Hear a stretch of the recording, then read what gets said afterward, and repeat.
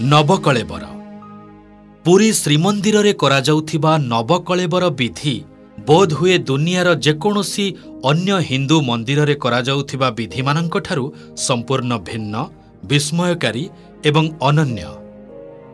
प्रति 12 रु 19 वर्ष मध्यरे भगवान जगन्नाथ बलभद्र और देवी सुभद्रांक काष्ठ निर्मित विग्रह मानंकर कौनसी जीवंत मनुष्यर देहत्याग करिबा परि अंतिम संस्कार करा जाइथाय।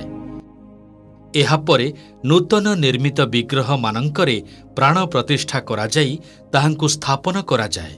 एही प्रक्रियाटी द्वारा प्रभु श्री जगन्नाथंक विग्रह मध्यरे अनादि कालरू रही आसिथिबा भगवान श्रीकृष्णंक देहावशेष जहाकु ब्रह्म पदार्थ बोली मध्य कुहा जाए पुरुणारू नुआ प्रतिमा मध्यकु स्थानांतर करा जाए। एही प्रक्रियाटी को ब्रह्म परिवर्तन कुहा जाए, जहाकु कि बेस संतर्पण सहकारे तथा अत्यंत गोपनीय भावरे रातिर अंधकार भितरे संपादित करा जाए। सेहिपरि नवकलेबर रे उपयोग हेउथिबा काठ मध्य कौनसी साधारण काठ नुहे। एथिपाई स्वतंत्र काठर आवश्यकता पड़िथाए।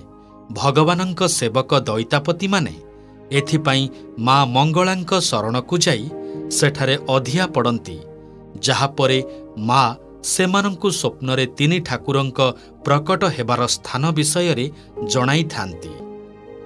एहा परे देवींक निर्देशित सेही सबु स्थान मानंकरे सेही सबु विशेष वृक्षमान मिलंती, जेउथिरु नवकलेबर पाई विग्रह मानंक निर्माण करा जाए।